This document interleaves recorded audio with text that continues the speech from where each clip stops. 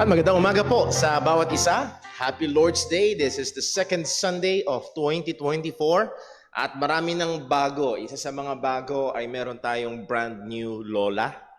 Ayan.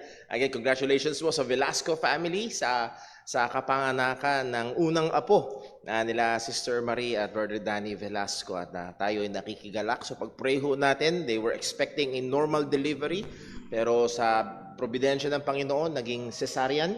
So pag-pray ho natin ang recovery, alam namin yung hirap, sabi nila, nagbabaliktad daw, ang normal delivery, hirap muna, then ginhawa. Sa cesarean, ginhawa, and then hirap.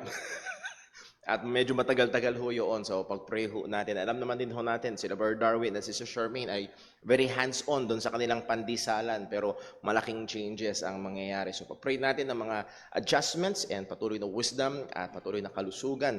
And we are excited to see for the first time the baby, Lord willing, sa mga susunod na Sundays. So welcome po. Tayo ho ay nagpapasalamat sa Diyos na tayo patuloy na may kalakasan at medyo malamig ang umaga, nawala ang lamig tapos bumalik ulit at matinding hangin, pero salamat sa Panginoon sa patuloy na kalusugan. Welcome din ho sa ating mga kasama online.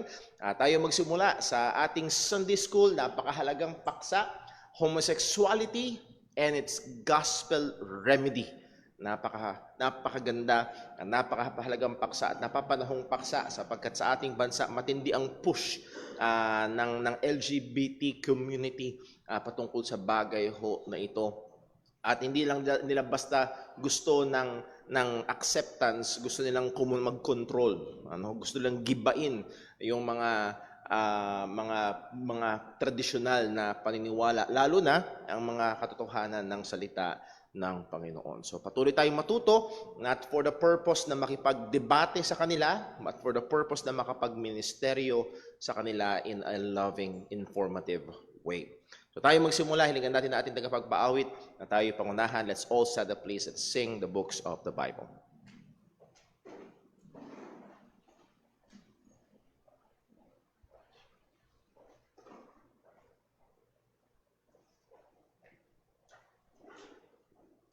Magandang umaga po sa ating lahat. Tayo po imawit sa Panginoon. Awitin po natin, Books of the Bible.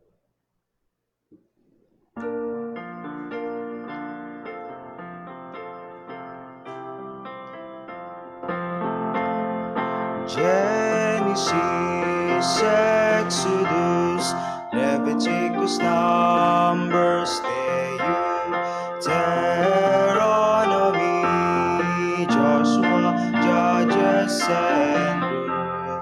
First and Second Samuel, First and Second Kings, Chronicles, Ezra, Nehemiah, Esther, Job, and Psalms.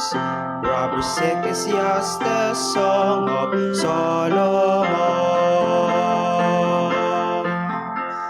Isaiah, Jeremiah, Lamentations, Ezekiel, Daniel, Hosea, Joel, Amos, Obadiah, Jonah, Micah, Nahum, Habakkuk, Zephaniah, Haggai, Zechariah, and Malachi.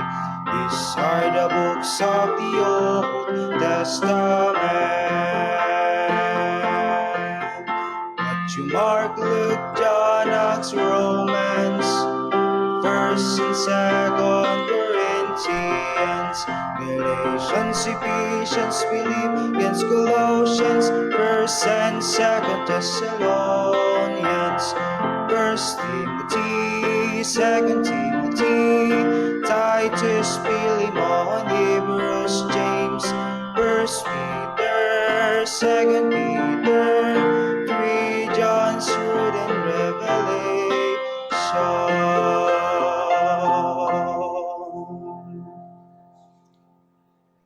Magsipo na po lahat.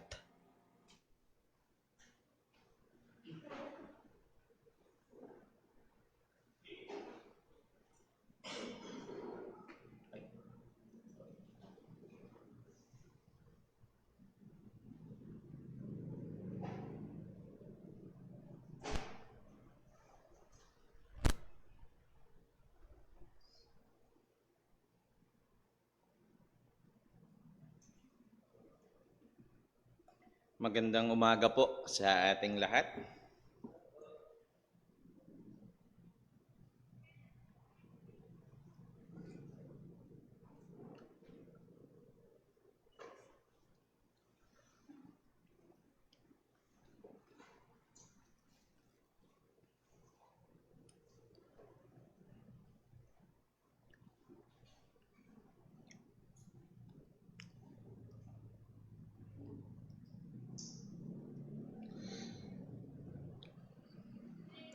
Magpapatuloy po tayo sa ating pag-aaral ng topic na ito patungkol sa homosexuality. At yung title natin, Understanding Homosexuality and its Gospel Remedy. So, patuloy tayo na natutungtong sa mga katotohanan ito na merong orihinal na disenyo ang Diyos. Merong orihinal na disenyo ang Diyos sa sexualidad, may orihinal na disenyo ang Diyos sa lalaki, sa babae, at maging sa pagkakaisa, pag-iisa ng lalaki at babae, yun ang kasal. Dito tayo palagi babalik sa mga katotohanan ito, whatever it is na magiging pag-aaralan natin sa topic na ito, ay dito tayo palaging babalik. Ito yung katotohanan na natutungtungan natin. So last time nga ay pinag-aralan natin paano nga ba dinidescribe ng salita ng Diyos, ng Biblia, ang homosexuality. Kumbaga ay ano ba yung definition ng homosexuality pagdating sa salita ng Diyos. At nakita po natin from Leviticus chapter 18 verse number 22 na ang sabi ng salita ng Diyos, you shall not lie with a male as with a woman. So makita natin ito yung homosexual behavior na ginagawa ng mga taong inclined sa homosexuality. At ang sabi ng salita ng Diyos, it is an abomination. Ito'y karumal-dumal sa harap ng Panginoon. And actually, iilan lamang po ang mga kasalanan na tinawag ng salita ng Diyos na abomination. Hindi ito marami, iilan lamang ang abomination na tinawag ng salita ng Diyos, at isa ang homosexuality dito sa mga tinatawag na abomination or karumal-dumal sa harap ng Panginoon. So makita natin na kumbaga itong kasalanan na ito, ang sabi nga ni Voddie Baucham ay it is unique. Ito'y kakaiba. At ang sabi ng Leviticus chapter 20 verse number 13, if a man practices homosexuality, if a man practices homosexuality, that is, having sex with another man, clearly defined, yan ang salita ng Diyos. Ano yung homosexuality? Ano yung practice of homosexuality? Having sex with another man as with a woman. So, ibig sabihin, kapag ang isang lalaki ay doing sexual practice with another man, or vice versa, sa isang babae doing sexual practice with another woman, yan yung definition ng homosexuality. At ang sabi ng salita ng Diyos, both men have committed a detestable act. Isang hindi katanggap-tanggap, isang abomination sa harap ng Panginoon. And they must be both be put to death where they are guilty of a capital offense. At nakita natin sa salita ng Diyos, ang sabi ng Romans verse number 27, it is an unnatural relation. It is a natural feeling, a desire. Katulad ng sinabi ng Jude chapter 1 verse number 7, it is one of the sins na tinatawag na sexual immorality. And it is an unnatural desire. Hindi ito normal na nararamdaman ng isang tao. Bagamat nakita nga po natin sa mga nakaaraan nating pag-aaral, anyone could be tempted with this kind of sin. Katulad na lamang ng ibang mga kasalanan, ano? Pero the problem is the pursuing itong unnatural desire na ito. Ano? Nung pursuing. At ang sabi ng 1 Timothy chapter 1 verse number 10, it is contrary to sound doctrine. Ito'y labag doon sa sound doctrine, sa maayos, malusog na turo o doktrina ng salita ng Diyos. And actually, nilista itong homosexuality na isa doon sa mga kasalanan na kumbaga ay maghaharang sa iyo na ikaw ay makarating o makasumpong ng kaharian ng Diyos. Ibig sabihin, ito'y kinikilala ng Diyos na kasalanan. Ang homosexuality ay kasalanan. But the problem is, merong downplaying. Dina-downplay sa panahon natin ngayon, dina-downplay ng maraming tao, lalo't sa generation natin ngayon. Itong homosexuality, and actually sineselebrate na ito sa panahon natin. That's the problem. Downplayed na ito, na in a sense na, well, hindi naman problema yan, hindi naman kasalanan yan, wala namang nasasaktan eh. At yun nga yung mga pinag-aaralan natin, na mga topics under this na downplaying. At ang problema pa, ay sineselebrate na ito. Sineselebrate na itong kasalanan na ito. So imagine, ang isang kasalanan ay ipinagdiriwang na. Ipinagdiriwang na ang isang kasalanan. So, ibig sabihin, ganun nakatindi yung nangyayari sa panahon natin ngayon na ang mga tao'y niyayakap na ang isang kasalanan. And so, pupunta tayo ngayon sa topic na pinag-aaralan natin. Walang iba kundi the issue of downplaying homosexuality. The issue of downplaying homosexuality. Dahil nga sa panahon natin, this is being downplayed. No? Na ang tingin, ano naman yan less important yan, less bad. Hindi naman yan ganun kasama. Hindi naman yan makaka-apekto masyado sa society natin. Wala naman nasasaktan. Hindi man naapektuhan ng The Bible simbahan. does not support homosexuality. Ganon ang kanilang pananaw pagdating dito sa bagay na yon, ano?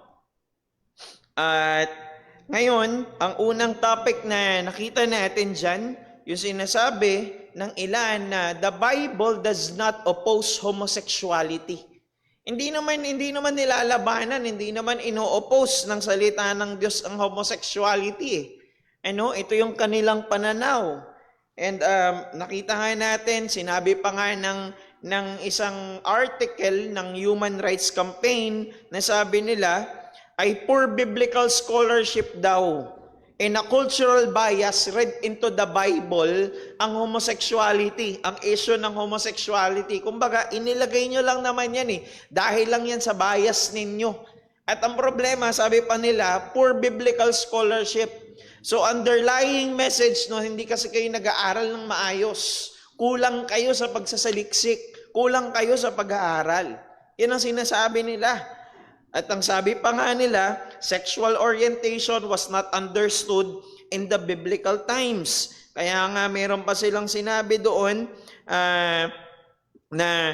sabi ng Human Rights Campaign, the term homosexual wasn't even coined until the late 19th century. By the way, para nyo po, ang 19th century, kasi mamaya may dadaanan tayo. When we say 19th century, ang sakop niyan is from 1801 hanggang 1900. Okay? Yung 1901, 20th century na po yun. Binigyan linaw ka lang yan kasi mamaya meron tayong dadaanan. So 19th century, nasa pagitan ng 1801 hanggang 1900. Okay? So sabi niya, noong 19th century lang daw na imbento yung salita na yan.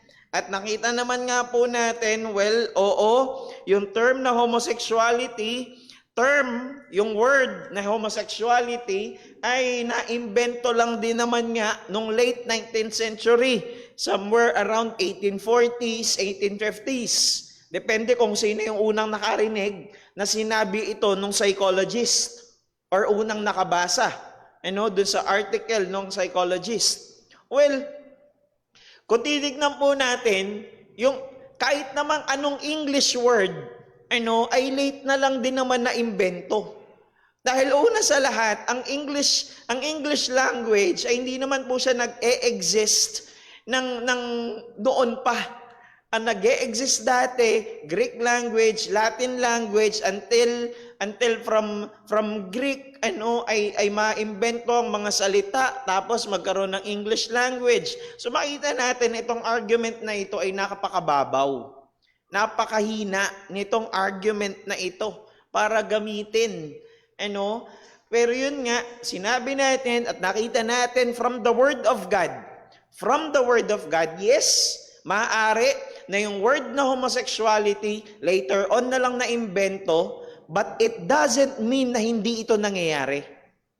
It doesn't mean na hindi ito totoo. It doesn't mean na hindi ito kasalanan. Yun ang problema. Yun ang problema kapag tinignan natin itong view na ito. Excuse me po. By the way, I would encourage everyone po na habang sinusubaybayan natin itong lesson na ito is to at least take down notes din kung paano natin didepensahan itong mga bagay na ito. Dahil yung mga inilalagay ko po rito mga bagay ay yung mga nasa konteksto natin. Ibig sabihin, ito rin yung mga arguments na maririnig natin mula sa kanila. Ito rin yung mga depensa nila para doon sa kasalanan na ginagawa nila. And so, pinag-aaralan natin ito for us to be equipped from the Word of God, from the Scripture, paano natin kakaharapin itong mga issues na ito, itong mga bagay na ito. Ito yung mga sinasabi nila eh. Ito yung mga maririnig ninyo, maririnig natin sa bibig nila. Ito yung depensa nila. At yung pangalawa nga dyan, the term homosexuality is a poor biblical translation. At even doon sa article na binasa natin, yan ang sinabi nila. At yung word nga na arsenokoites or arsenokoitai, ang sabi nila, hindi naman homosexuality yung term na yan. Pedophilia yan. When we say pedophilia, yung isang matured man, 40s or 50s, ang kanyang inclination, ng kanyang desire ay nando sa teenager. O mas bata pa yung iba, mas matindi. Pero hindi naman ganoon. Nakita natin, the Greek word arsenokoitai or arsenokoites is from the words, dahil compound word ito, from the words arsen and koitai or koites. Na ang ibig sabihin ng arsen ay man, tapos yung koitai, yung koites ay bed. So literally, ang ibig sabihin ng salita na arsenokoitai or arsenokoites is men who bed with other men. Literally, yun ang ibig sabihin talaga. Hindi ko alam saan nanggagaling yung kanilang translation na pedophilia ang ibig sabihin yan eh. Hindi. Pag tinignan natin from the very word ng Greek word, from the original language, ang meaning niyan is men who bed with another men. Yung lalaki na nakisiping o gumagawa ng sexual practice with another man. With another man. Kaya nga sa NIV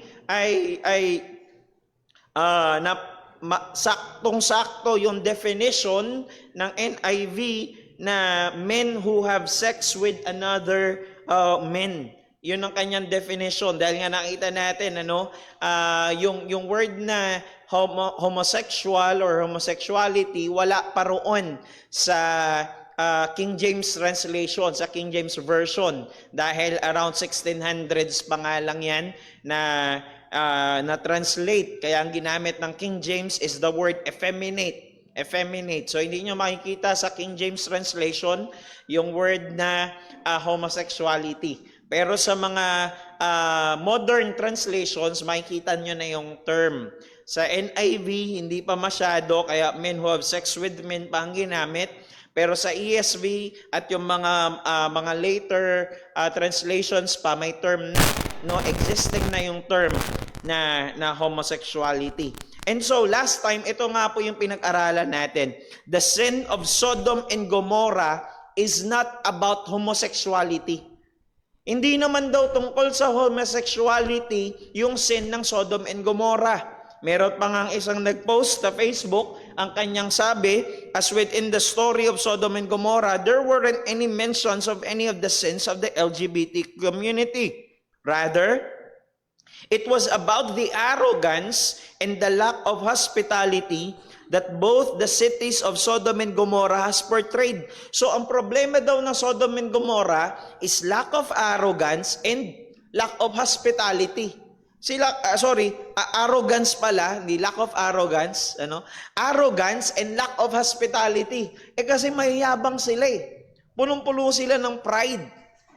At hindi sila hospitable. At nakita pa nga po natin sa nakaraan nating pag-aaral, ang mga Sodomites at yung mga taga-Gomorrah, itong dalawang cities na ito, ang problema nila, dun sa city nila, ay sila self-sustaining, na nung kanilang kaharian dun sa kanilang lugar. When we say na ganun, ibig sabihin, hindi nila kailangang lumabas sa kanilang mga walls para humingi pa ng resources sa labas.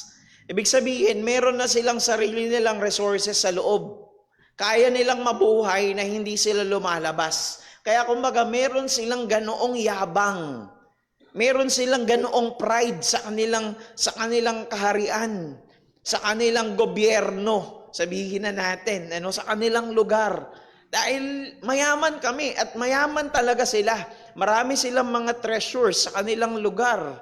At ang sabi doon, yung lack of hospitality nila is because ayaw nila na merong mga, dayo. Ayaw nilang ng mga may dayuhan. Hindi yan taga rito, hindi yan taga sa amin, hindi yan taga Guyong, hindi yan taga Santa Maria. Ayaw nila ng ganun.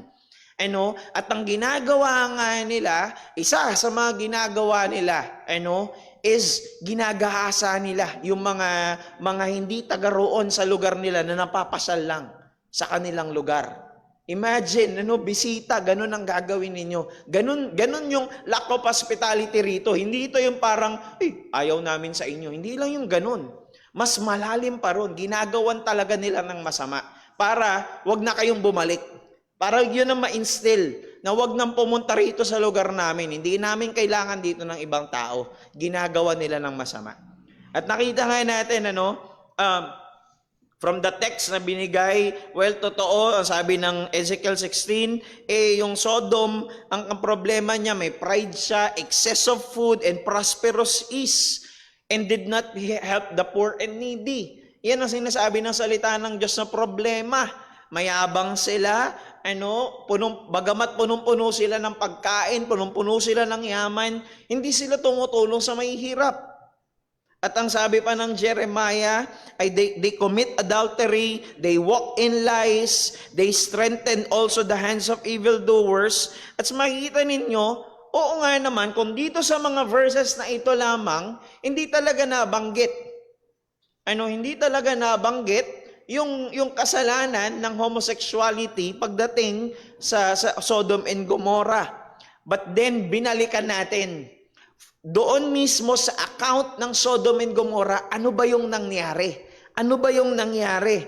At makita natin, it started nung magkaroon ng conflict between doon sa mga tauhan ni Abram na magiging si Abraham later on at si Lot.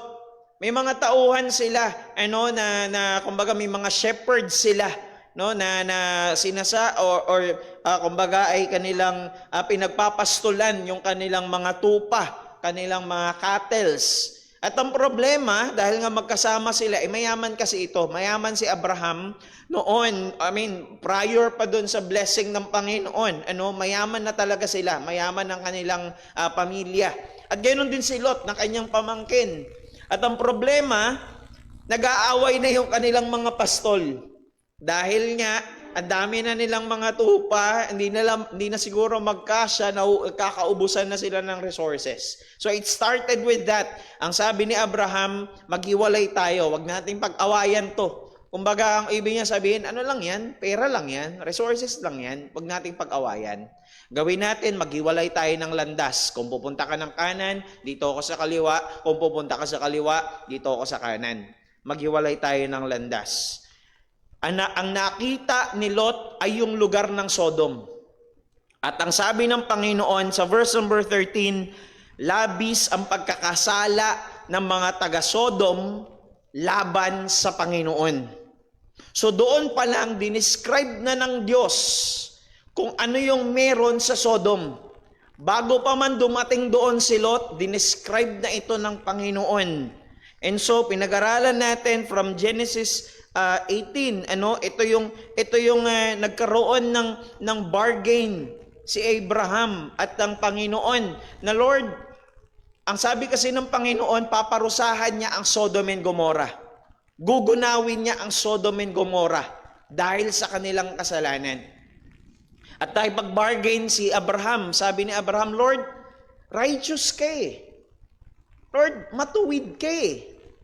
So hindi mo parurusahan ang isang inosente. Hindi mo parurusahan ang matuwid. Hindi mo parurusahan ang mabuti.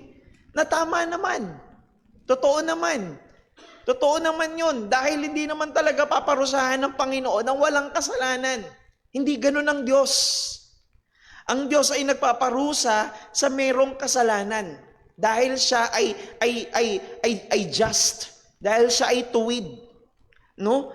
At ang sabi ni Moses, Lord, kung merong 50 ako makikita, parurusahan mo pa rin ba sila? Ang sabi ng Panginoon, kung meron kang 50 matuwid na makikita, hindi ko parurusahan for the sake of 50. Tapos ay pag-bargain si Abraham, maaaring naisip niya, teka baka kulangin eh. Lord, 40. 40 na lang, kung may 40. Okay lang ba? Tapos, later on, naisip niya, Lord, 30. Hanggang bumaba, hanggang 10. Lord, kung merong 10, akong makikita na matuwid, parurusahan mo ba? Ang sabi ng Panginoon, kung meron kang matatagpo ang 10, hindi ko parurusahan. Hindi ko parurusahan. Pero alam natin kung ano nangyari sa story.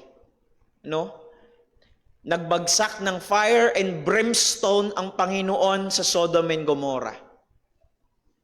Alam niyo po, ganun katindi ang kasalanan ng homosexuality. Ganun katindi yung kasalanan ng homosexuality. Why? Walang anumang kasalanan sa account ng narratives ng salita ng Diyos na nagpabagsak ng fire and brimstone ang Diyos just because of that sin. So ganun katindi yung kasalanan una na ginagawa ng Sodom and Gomorrah, and particularly, primarily, yung sin ng homosexuality na kailangan ng Diyos magbagsak ng fire and brimstone at kumbaga ay lipulin silang lahat.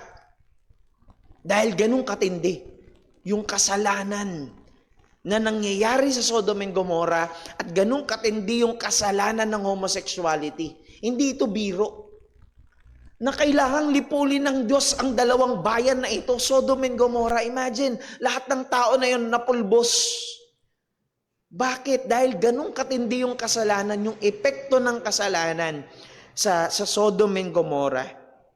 And so, nakita natin sa account ng Genesis 19, nakita natin na ang nangyari, na merong mga anghel na dumalaw doon kay Lot, at ang sabi ng mga taga-Sodom, nang mahihiga na sila para matulog dahil ginawa ni Lot, sige dito na muna kayo magpahinga, dito na muna kayo matulog. Ang sabi ni Lot, dumating ang lahat ng bata at matatandang lalaki, mga lalaki, matatandang lalaki, pati mga kabataan na lalaki, at ang sabi nila, nasa na yung mga bisita mo? Nasa na yung mga bisita mo, Lot? Anong gusto nilang gawin? Anong gusto nilang gawin? Nasa na mga panauhin mong lalaki na dumating ngayong gabi. Bakit? Anong gusto nilang gawin?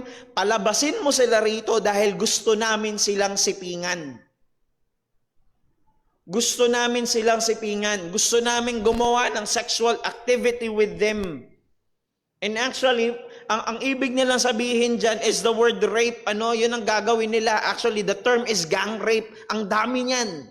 Marami yan. Maraming mga lalaki, mga matatandang lalaki, mga kabataang lalaki, dinumog nila yung bahay ni Lot para dun sa dalawang bisita ni Lot.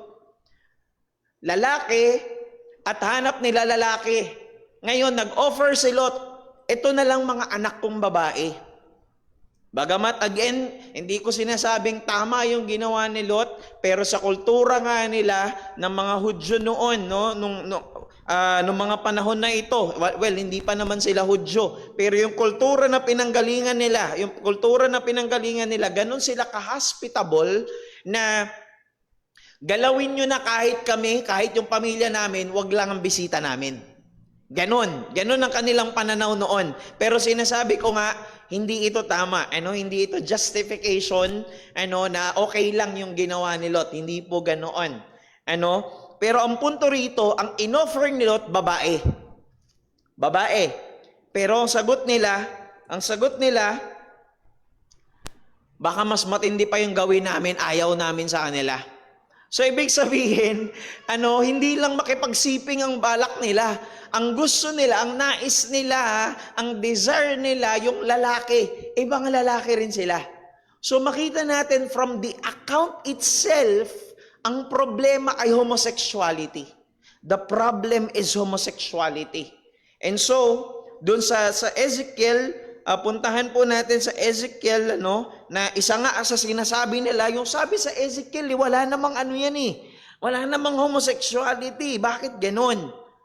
Well, pag tinignan natin ngayon yung kabuuan ng konteksto, kasi nga, ang binibigay lang nila yung verse number 48 No? So, tignan natin ngayon from verse number 47 hanggang verse number 50. Anong sabi sa verse number 47? Ang sabi dyan, not only did you walk in their ways and do according to the abominations. Plural. May S. Dun sa mga abominations, sa mga karumal-dumal that is pertaining, bumabalik yan doon sa Mosaic Law, sa Mosaic Law, na mga tinawag ng kautusan ng salita ng Diyos na abomination. Marami, hindi yun marami, pero ilan yun? Ilan yun na tinawag ng salita ng Diyos na abominations. Now, pagdating ng verse number 50, they were haughty, sila'y prideful, and did an abomination before me.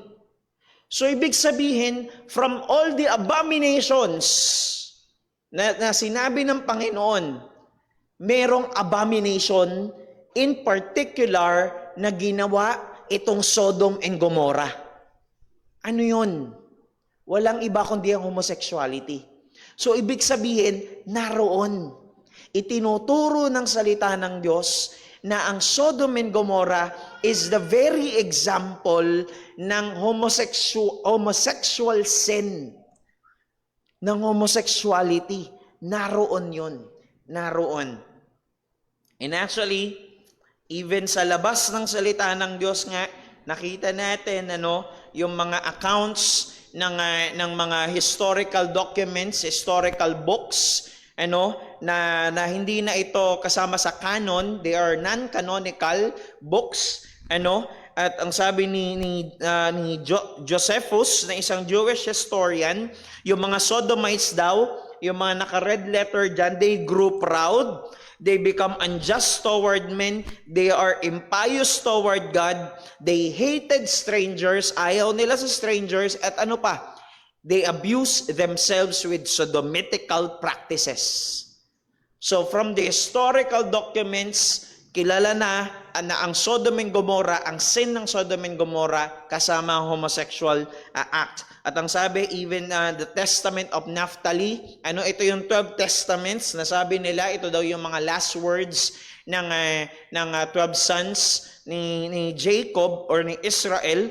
At ang sabi ni Naphtali daw ay which departed from the order of nature. Isa sa mga kasalanan nila, they departed from the order of nature. Lumayo sila doon sa kung ano yung nararapat, ano yung order, ano yung tama na order ng nature. At ang sabi din ni Benjamin sa chapter 9 verse 1, ang kasalanan nila is the sexually promiscuous, sexual immorality, yung kanilang kasalanan. So ang punto rito, even from the documents na nasa labas ng salita ng Diyos, kilala ang Sodom and Gomorrah sa kasalanan ng homosexuality.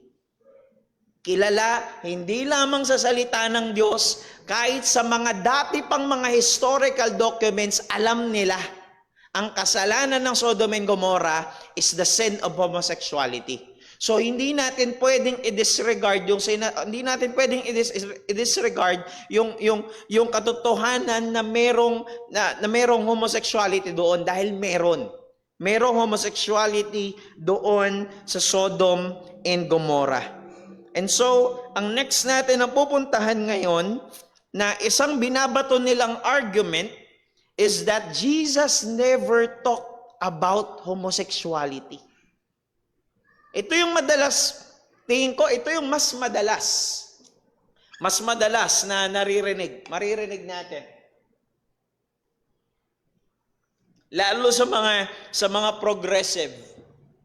Actually, mayroon pa tinatawag na progressive Christians.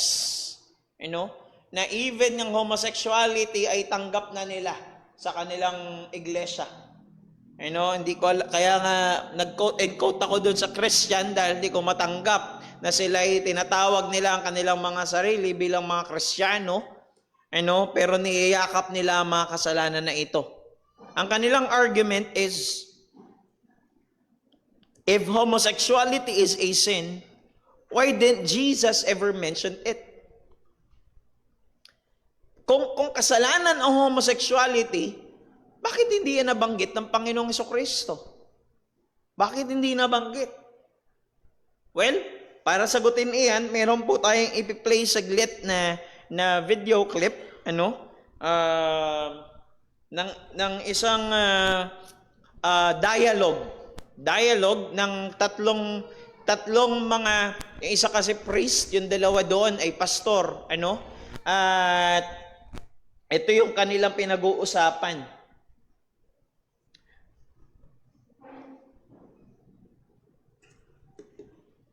Painggan nyo po at painggan ninyong mabuti yung kanilang pinag-uusapan. Meron naman siyang subtitle dyan sa baba. Sige bro, paki-play na. The Bible does not support homosexuality. Well, I mean, everyone inhales. Perfect. This is the thing we say all the time in our communities. Like, we take the Bible seriously, not literally. Also, the word homosexuality wasn't in the Bible until 1942. Some American-ass people added it. That's not, okay? So, this is, we're on like language 19 by the time we're reading our English Bible. So, everybody chill. But I go back to the same thing every time. Jesus said so much about so many things that he cared about. And Jesus said absolutely nothing about same-sex relationships. And are you telling me that this was such a hot button issue for Jesus that it just magically didn't appear in any of that they just forgot to mention that he talked about homosexuality? I don't buy it. Let's just say that 3,000 years ago, that's the way God thought. Okay, but God can change God's mind. God can grow and evolve. God is everlasting and ever changing. So if we say that God can only ever perceive something one particular way, aren't we then saying that we have the capacity to put God in some little God? Kita nyo po, pansinin po natin yung ilang mga bagay doon, Una, nagsalita yung babae, lesbian pastor, no?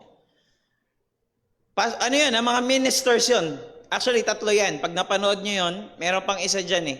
3 yan, na mga ministers sila, nagda-dialogue sila patungkol sa mga issues na ito. Ano? Yung una, yung lesbian pastor, sabi niya, nung babae na yon ay, well, 1942 pa na invento yung salita na yan eh. Kung naroon ako, gusto ko sagutin, kulang pa yung pag-aaral mo eh.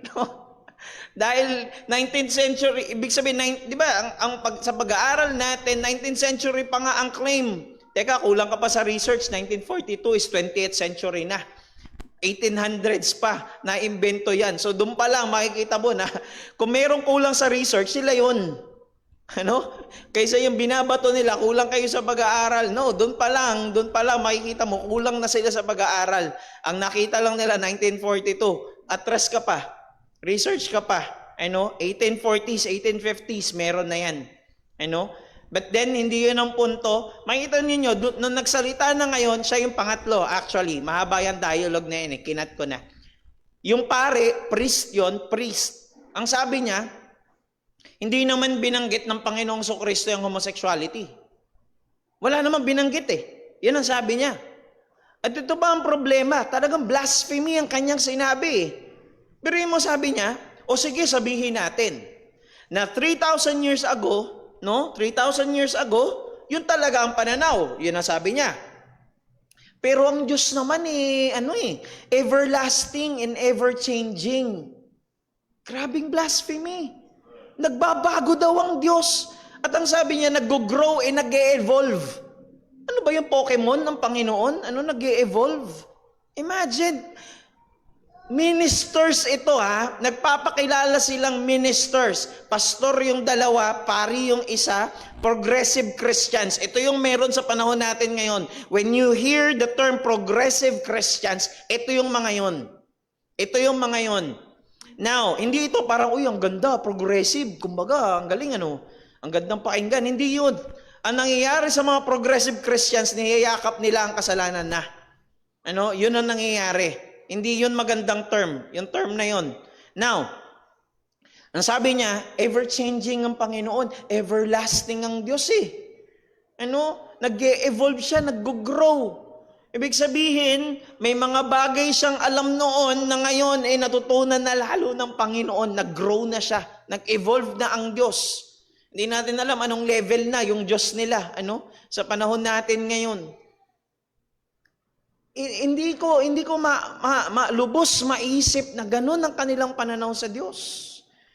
Nagpapakilalang minister, pero hindi aral sa salita ng Diyos. Nagpapakilalang minister, pero hindi nila alam na ang Diyos kailanman hindi nagbabago. He is the same yesterday, today, and tomorrow, and forever. Hindi nagbabago ang Panginoon. Hindi siya nag-grow, hindi siya nag-i-increase sa kanyang nalalaman. Yung wisdom ng Panginoon is eternal. Eternal.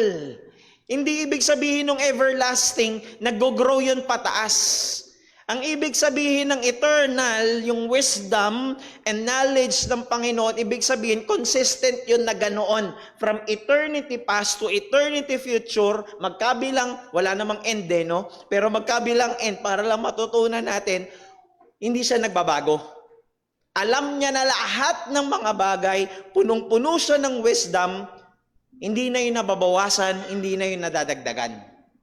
Ganun po yung katindi. At yung level nun, yung taas nun, kumbaga kung level mo yung wisdom ng Panginoon, eternal din. Ang taas, ang level. So, ibig sabihin, walang hanggan. So, ibig sabihin, hindi nag-grow ang Panginoon. Doon pa lang, makikita natin, very problematic na yung sinasabi nitong mga ministers na ito. Now, paano natin ngayon sasagutin itong sinasabi nila? Well, una, just because Jesus didn't specifically address homosexuality or other sins doesn't mean it's acceptable. Ano naman kung hindi binanggit ng Panginoon yung word na homosexuality? Ibig sabihin ba nun, acceptable na yon? Well, hindi naman binanggit ng Panginoon na dapat ang mga pastor hindi maging abusado sa kanilang kapangyarihan. Hindi binanggit ng Panginoon yun. Walang ganoon. Sa kanyang sa narratives. O ibig sabihin ba, acceptable yun? Hindi. Hindi binanggit ng Panginoon ang pedophilia, ang bestiality. The term itself, hindi naman binanggit eh. Does it mean na pwede kang makipagkasal sa aso? Sa baka? Sa kambing? Hindi. It doesn't mean na hindi binanggit ng Panginoon, ibig sabihin na nun, acceptable yun. Napakababaw ng ganong argument. At actually, Jesus' silence on the matter wouldn't mean He approves of homosexual sex. Hindi porket hindi binanggit ng Panginoon yung term, ibig sabihin, aprobado niya na yon. Hindi porket katulad na nga lang noon para nasa konteksto ng isang simbahan, hindi porket sinabi ng Panginoon na ang mga pastor, hindi kayo dapat maging abusado. Ibig sabihin, aprobado na ng Panginoon na maging abusado yung mga pastor sa iglesia. Walang ganun. Hindi yun ang ibig sabihin nun. And that is actually an argument from silence. A type of faulty reasoning. Argument from silence. Na kumbaga, silent dyan ang Biblia, ibig sabihin, okay lang yan. Yun yung tinatawag natin na argument from silence. Dahil hindi yan binanggit ng Panginoon Kristo, okay lang. So, makita natin, from their argument, it doesn't mean na porket hindi sinabi ng Panginoon, acceptable na. It doesn't mean na hindi sinabi ng Panginoon ay aprobado niya na yan. Okay lang sa kanya. Hindi ganoon. Now, tignan pa natin. While technically true, technically true, sinasangayunan natin, hindi sinabi ng Panginoon yung homosexual or anumang mga related terms. Technically true. That Jesus did not specifically address homosexuality in the gospel accounts in Matthew, Mark, Luke, John. But He did speak clearly about sexuality in general.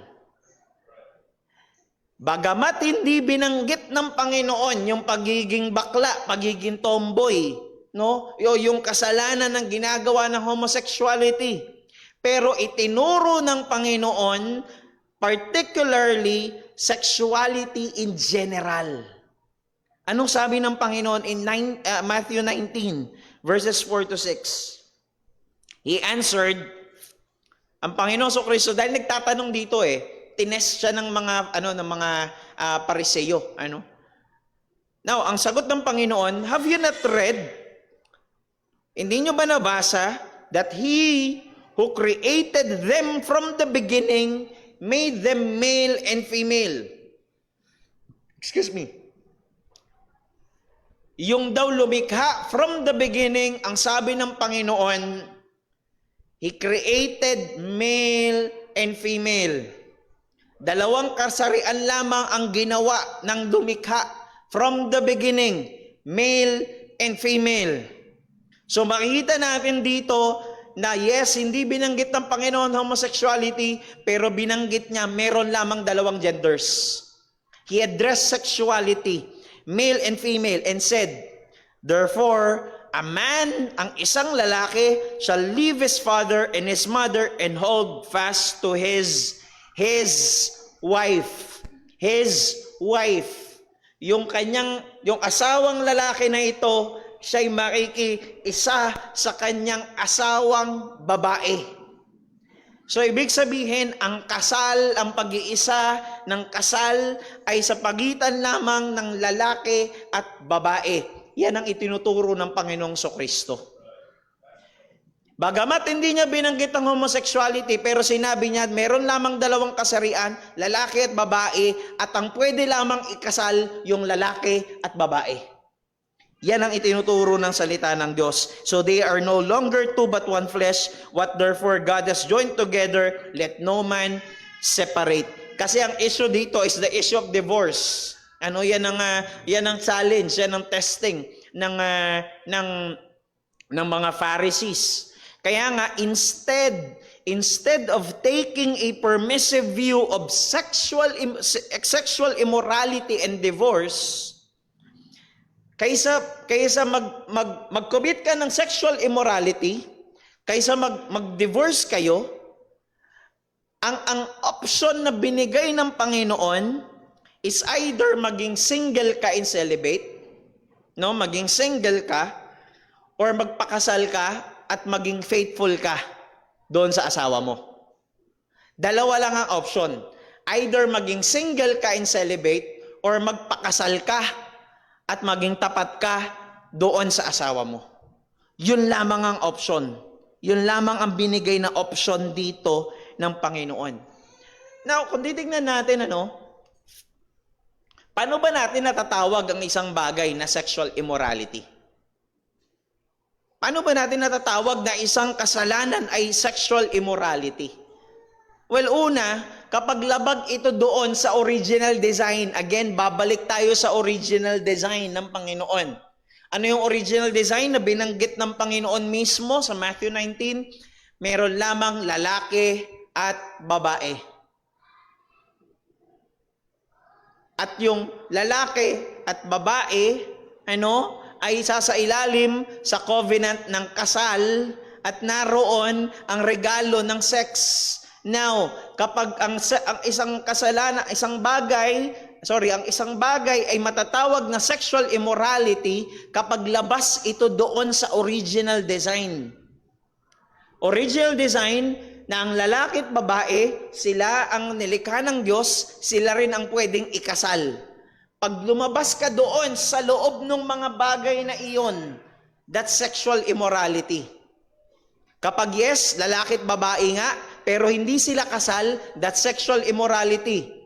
Kapag yes, lalaki at babae nga, kasal nga siya, pero sumiping siya o nag-commit siya ng kasalanan sa hindi niya asawa, that's sexual immorality. At ano pa? Kapag, di ba, male and female? Kapag male and male, pag female and female, that's sexual immorality. In general, kapag umalis ka doon sa original design, that's sexual immorality.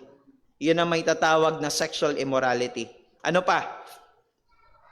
Jesus believed that God's original design, making male and female joined together to become flesh, one flesh, was the intended blueprint. Ito ang intended blueprint. Kumbaga sa mga architect or kahit ata sa engineer, merong blueprint na ginagawa.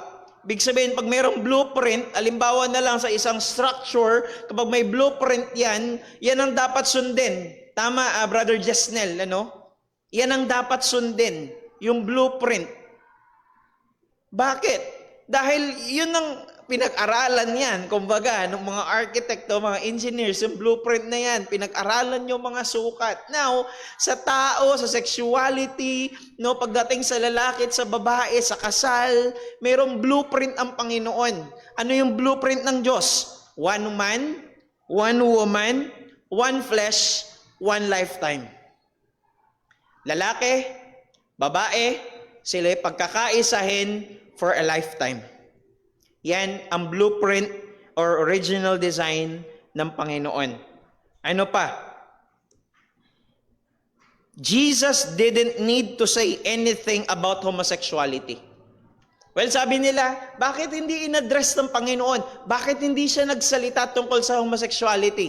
Alam niyo po, hindi niya kailangang magsalita about sa homosexuality.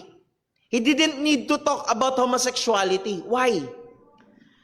No first century Jew ever questioned whether homosexual sex was morally acceptable. Wala raw Hudyo sa first century ang kine-question whether morally acceptable ba yung homosexuality. Bakit? Dahil nung panahon nila, alam nila, na nung panahon nila, ang homosexuality, kasalanan yan. Hindi ito issue noon. Hindi ito katulad sa panahon natin ngayon na issue na ito na kung kasalanan ba yan o hindi. Nung mga panahon na yon, lahat ng mga Hudyo, nung first century, wala silang issue rito kung kasalanan ba yan o hindi. Alam nila lahat kasalanan yan. So hindi ito kailangang pag-usapan, hindi ito kailangang banggitin ng Panginoong Kristo dahil wala namang ganong issue. Dahil lahat sila noon, tanggap nila. So makikita natin dito, maging ang Panginoong Kristo, kine-contextualize niya. That is contextualization. Noong mga panahon na yon, hindi issue Tanggap nila lahat, kasalanan yan. Sexual immorality ang homosexuality. And actually, every Old Testament reference, poem, or metaphor that addresses sex and marriage in a positive way, presumes heterosexual relations. So sa lahat ng Old Testament, kaya nga sinasabi natin, lahat ng Hudyo, tanggap nila na kasalanan yan. Bakit? Dahil yung Jewish scripture, yung Old Testament, yung Hebrew scripture, lahat ng references patungkol sa kasal, ang binabanggit palagi heterosexual. Ano yun ulit? Opposite. Male and female. Lalaki at babae. Palaging ganun. Walang idea na ang kasal ay between lalaki, babae, babae. Kapag positive pag pinag-uusapan ng kasal in a positive way, palagi ang presumption is heterosexual, male and female. So walang ganong idea na kailangang itama sa kanila noong mga panahon na yon. Dahil lahat sila, tanggap nila ng mga Hudyo, kasalanan ng homosexuality. Na ang kasal is only between male and female. And every God-fearing Jews already believe homosexual sex was prohibited. Alam ng mga Hudyo noon pa man, bawal yan. Kasalanan yan. Kasalanan yan. Ano pa? Jesus does basically say homosexual behavior is a sin. Yes, technically, hindi niya binanggit ang homosexuality, pero basically, tinuturo ng Panginoon that homosexual behavior is a sin. Sa paanong paraan? Sabi ng Mark chapter 7, verse number 21 to 23, Mark 7. Ito ang sinabi ng Panginoon, "For from within, out of the heart of man, come evil thoughts." Ito yung mga lumalabas daw, evil thoughts, sexual immorality, theft, murder, adultery, and so on. All these evil things come from within and they defile a person. Now, ang nabanggit ng Panginoon dyan is the sexual immorality. Sexual immorality. Now, paano yan maiko-connect ngayon doon sa homosexuality?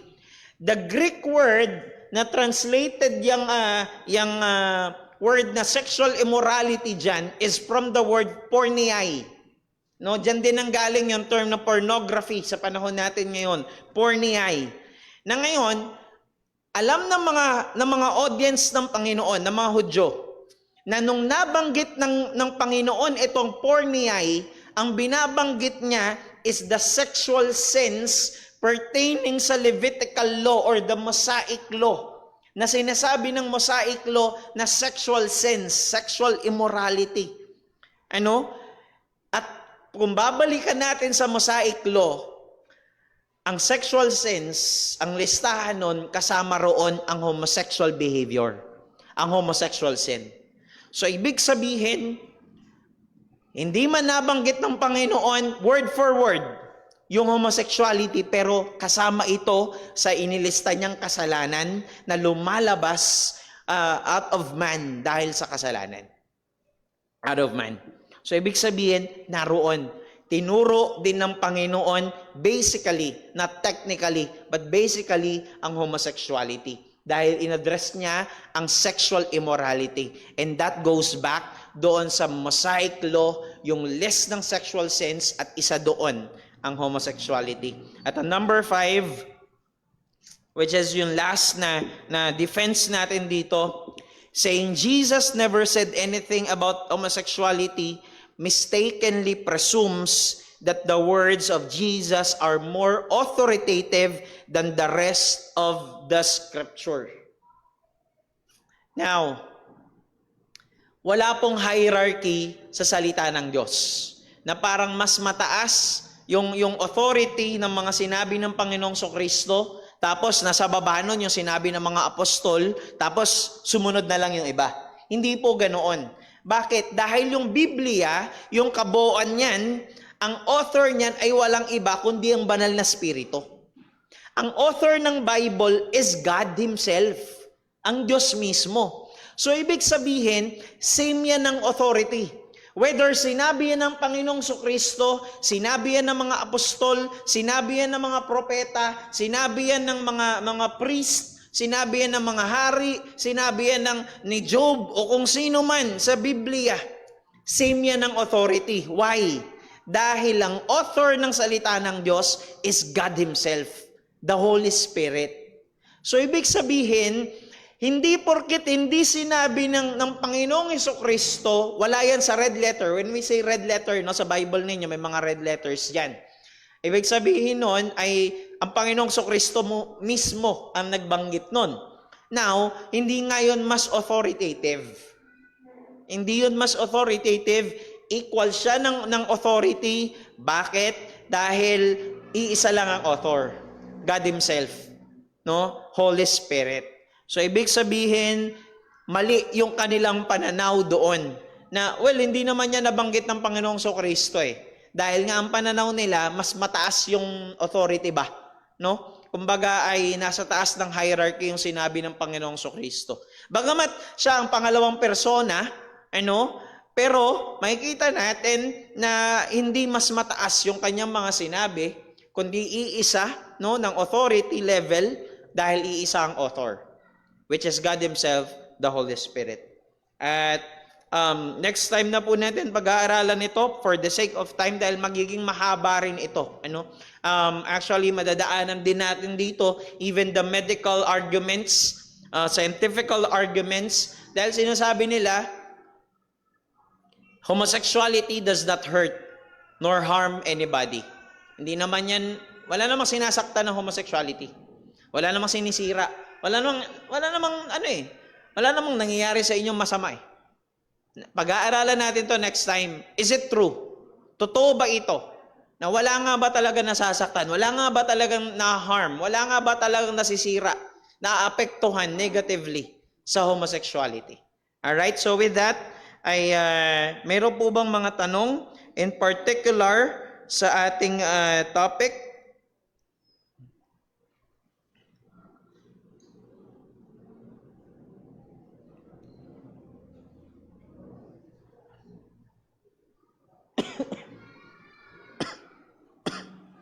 Excuse me.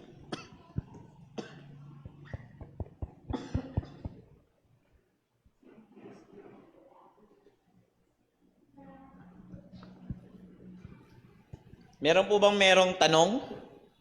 Or gusto magdagdag? Pwede rin naman po. In particular, sa ating topic.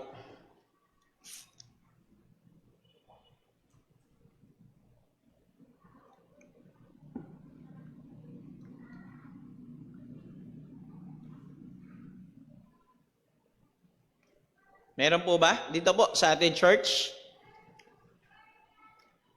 Kung wala po ay meron pong nag-message ng question.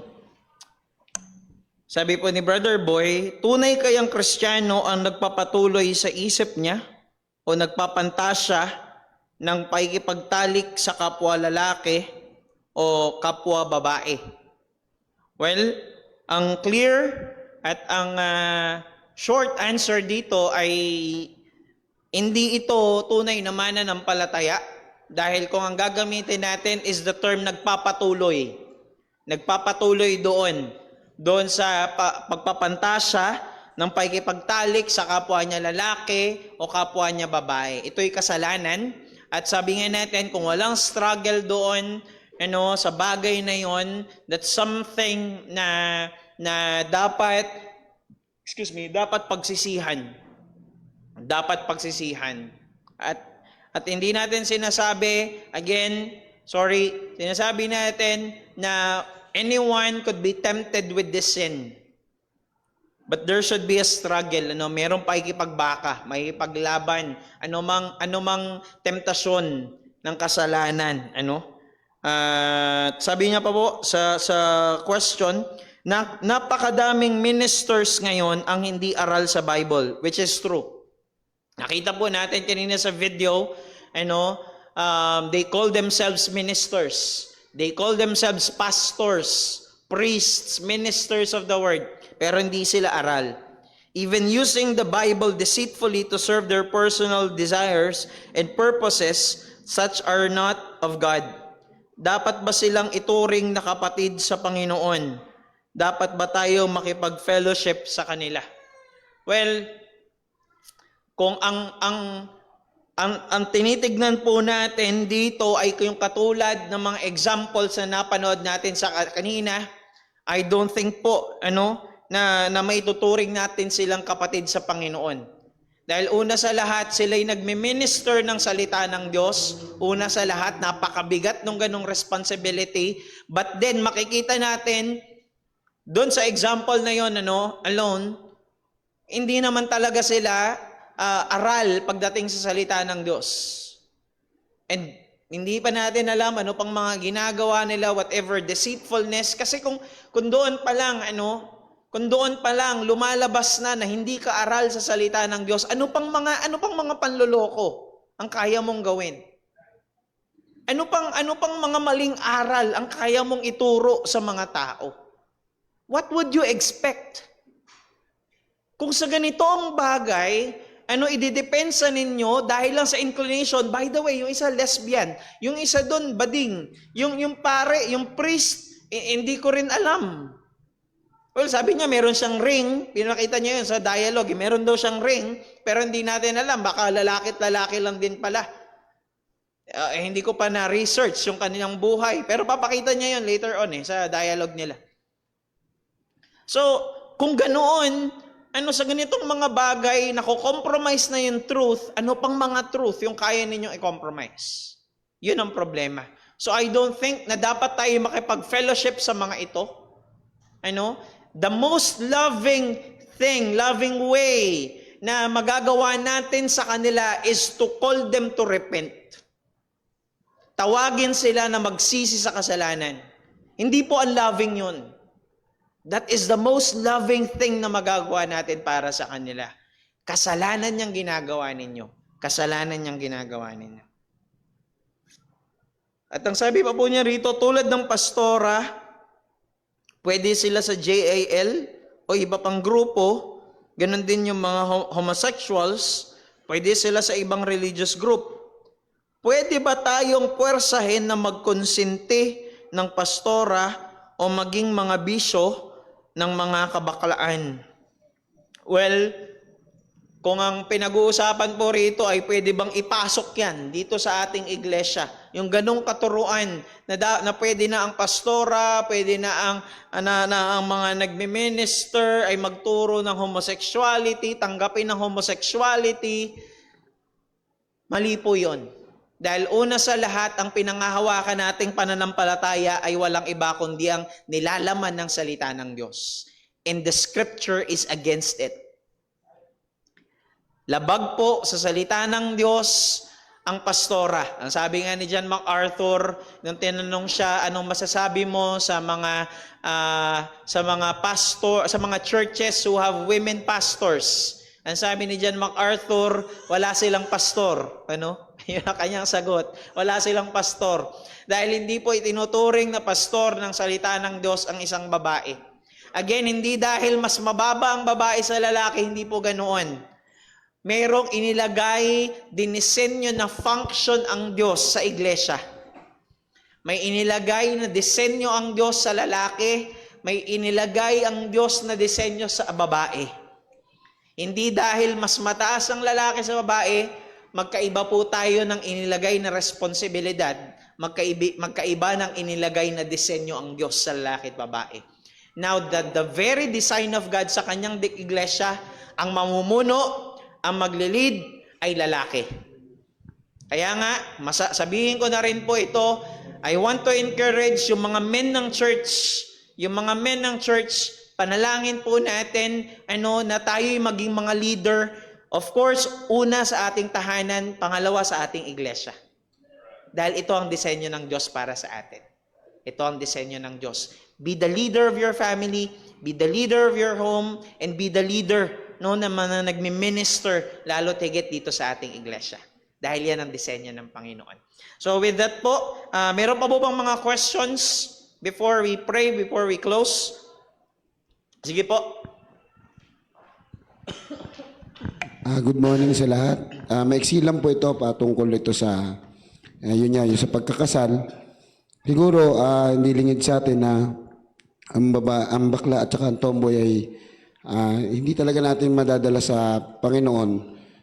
Biblically lang na kung saan ay masumpungan sila ng ebanghelyo ng Panginoong Jesucristo. Yung bakla at yung tomboy ay maano sila ng ebanghelyo, mabago sila, at makita natin ito siguro na pwede sila sa kasal. Pwede sila sa kasal dahil isa rin naman siyang babae, isang bakla at saka isang tomboy, di ba, babae at lalaki.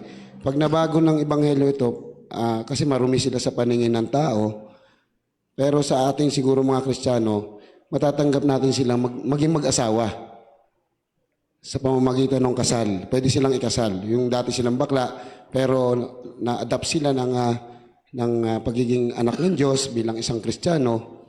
Siguro naman malinaw sa atin na pwede pa na ibigay natin habang nabubuhay nga kasi tayo, di ba? Ang ebanghelyo ay iiral yan sa lahat ng tao. Kaya ang ipig-pray natin, pag mayroon tayong kakilala, isama natin sila sa panalangin na pwede yon, at pag narinig nila yung gano'n na pwede silang maikasal, bakla at tomboy, nagkaroon sila ng relasyon na mabago sila. Ibalik nila yung pinagkaloob sa kanila ng Diyos. Pero napaka-imposible, pero sa Diyos wala eh. Kaya kung meron tayong bakla at saka tomboy na hindi siguro ganun na kalaganap sa mga pamilya ito na meron sa lahi natin, na meron tomboy, may bakla. Kagaya nga ni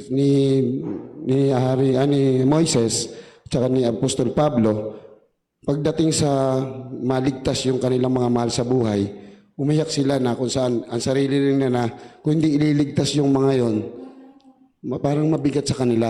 Kung sila lang yung maliligtas, yung parang minsan merong halimbawa na ikaw ay naligtas dahil sa ebanghelyo, tapos hindi mo na i-share sa pamilya mo. Tapos ikaw nandoon sa langit, nakita mo yung mahal mo sa buhay na sa impyerno. Sino kaya may pananagutan nun? Tayo, pagharap natin sa Panginoon. Di ba? Ganoon din naman sa mga bakla at tomboy. Pag hinayaan lang natin sila na lumaganap yung ganoon sa kanila, hindi madadagdag yung masisave dahil sa ebanghelyo ng Panginoon sa Kristo. Yan lang.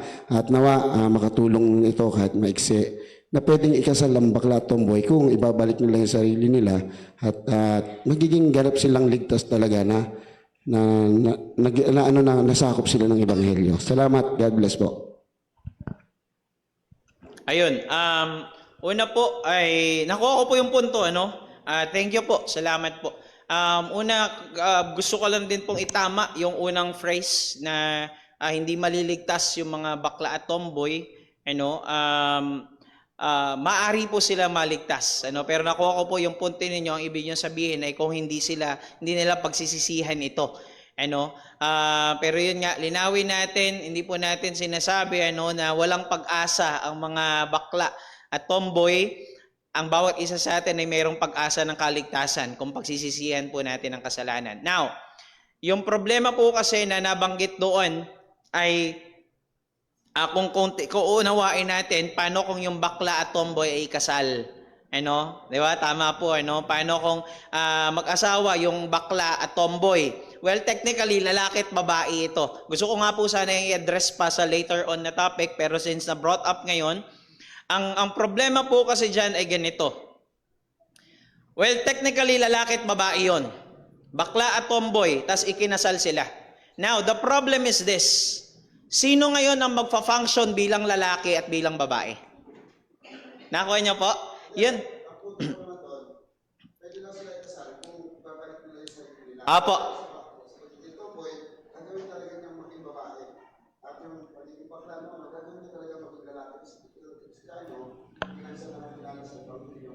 Apo. Yun nga.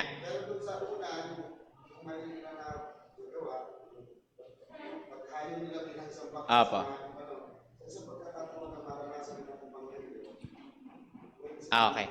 Yan nga po. Ang punto ko po doon ay kung hindi pa nila pinagsisisihan. Kasi nga, meron nga kasi talaga na ikinakasal na bakla tomboy sila. Huwag po muna nating ilagay doon sa konteksto na Kristiyano sila na. Mananampalataya. Dahil we expect them, kung tunay na mananampalataya yan, pagsisisihan yan. Okay? Tatalikuran nila ang kasalanan. Dahil kung hindi, externally, nakita na merong proof na hindi pa nila pinagsisisihan. Now, ilagay po muna natin doon sa konteksto na hindi sila mananampalataya dahil may mga ganon talaga. May bakla at tomboy, pwede kami, lalaki at babae kami. Now, the problem is this nga. Sino ngayon ang magpa-function bilang lalaki? Sino magpa-function bilang babae? Nakuha nyo po, sinisira pa rin nito, bagamat, bakla tomboy sila, sinisira pa rin nila yung original na disenyo when it comes sa gender. And when say gender, yung gender roles. Ano ba yung role ng lalaki? Ano ba yung role ng babae? So kung bakla tomboy, ano mangyayari ngayon? Sino yung magpo-provide yung tomboy? Sino ngayon maging housewife? Yung bakla. Nakuha nyo po, magiging magulo. Sino ngayon magpa-function bilang tatay? Sino magpa-function bilang nanay? Di ba mayroong function ng tatay May function ng nanay sa pamilya. So sino ngayon? Ang gugulo yung role. Nakuha niyo po? Now, pag inilagay natin ngayon sa konteksto, which yun nga po, na sinasabi natin, sa konteksto ngayon ng isang mananampalataya, pag nilagay na natin sila ngayon sa konteksto ng church, bakla, tomboy, nakakilala sa Panginoon, kasal silang noon, ang expectation hindi natin, kundi ng salita ng Diyos, ay pagsisihan nila ang kasalanan. Pagsisihan nila. Talikuran po yon. At bumalik doon sa original na disenyo, original na disenyo ng Diyos, at gampanan nila ngayon, yung nga po sinasabi ninyo, yung tamang role ng lalaki at yung tamang role ng babae. Dahil merong inilagay ang Diyos. May disenyo, may original design. Let me just say something. Dalawang bagay po, mabilis lamang. Una, to address po yung question ni Brother Lance. Siguro I will be very, very careful na sabihin na pwedeng ikasal ang bakla at tomboy. Merong isang word na wala, na kailangan. Yung word na dati. Yung dating bakla at dating tomboy na nagsisi at nagbalik loob, at yun yung sinasabi siguro ni Brother Lance, yun ay, so hindi na sila bakla, hindi na sila tomboy. Dati. So, mag-iingat lang ho kung gamitin na pwedeng ikasal yung bakla at tomboy. It seems na parang gusto nating yung lengguwahe na yun ay parang okay lang. Parang clickbait Parang pag sinabi nating pwede pala dyan. No. Hindi pa rin pwede. Dahil sa salita ng Panginoon, as we have seen sa katuroan ni Kristo, lalaki at babae, yun lamang ang pag-iisang dibdib. So, ang word na kailangan ay dati. As 1 Corinthians chapter 6 said, such were some of you. Sa mga taga-Korinto, merong dating mga effeminate. So, ngayon, kung nagsisi sila, pwede silang. Kung sila ngayon ay tumalikod na sa kasalanan, pwede silang, so hindi sila bakla, hindi sila tomboy, at pwede silang mag-participate sa marriage. And also, to follow up dun sa sinabi ng ating Panginoong Jesus, ang nilikha lang ng Diyos ay male and female, at sa kasal, male and female, at ang sexual activity ay sa ilalim lamang ng kasal. Therefore, ang sexual activity is only between male and female. It is assumed doon sa statement ng ating Panginoong Kristo. So, any sexual activity outside marriage is forbidden, and ang pwede lang sa marriage is male and female. So, any sexual activity between male and male, female and female, ay sa immorality, sexual immorality sa salita ng Panginoon. God bless po.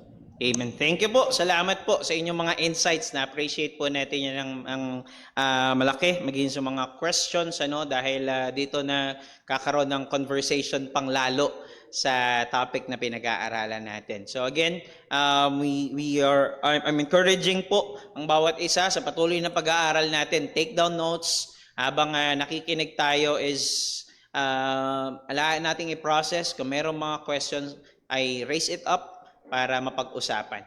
At with that, ay manalangin na po tayo. Salamat po aming Ama, aming Diyos, sa iyong kabutihan po, Panginoon, sa amin at iyong biyaya sa amin, O Diyos. Lord, salamat dahil alam po namin na ikaw ang siyang lumikha at dumisenyo ng lahat ng mga bagay. Inilatag mo ang blueprint ng iyong disenyo sa sexualidad, sa lalaki at sa babae. We are praying, O Lord, na habang pinag-aaralan namin ang mga katotohanan ito, ay maisama namin sa mga bagay na aming ma-realize ay merong kang disenyo para sa amin, para sa lalaki at sa babae. Panginoon, tulungan mo po kami na magampanan anuman yung tamang role, tamang gampanin na dapat naming ginagawa bilang mga lalaki at bilang mga babae. At nawa, O Diyos, ito'y magbuhat sa amin na makita kung gaano karumi ang kasalanan, kung gaano kakabanal bilang Diyos, at kung gaanong nangangailangan ng mga taong ito ng Ebanghelyo. Tulungan mo kami, Panginoon. At nawa, patuloy mo kaming gabayan sa aming pananambahan ngayong umagang ito. Patnubayan mo ang aming mga isip, ang aming mga puso, sa aming pakikinig, at sa aming pagsamba, sa aming mga bibig, sa aming pag-awit, sa aming pagbuka ng aming mga bibig para sa aming pagpuri sa iyo, Panginoon. Nawa ang lahat ng ito ay maging mabango sa iyo sa iyong harapan. Ito po aming samot-dalangin sa matamis at mapangirihang pangalan ng aming Panginoong Kristo. Amen at amen. Meron tayong break until 10 minutes po before we start sa ating service.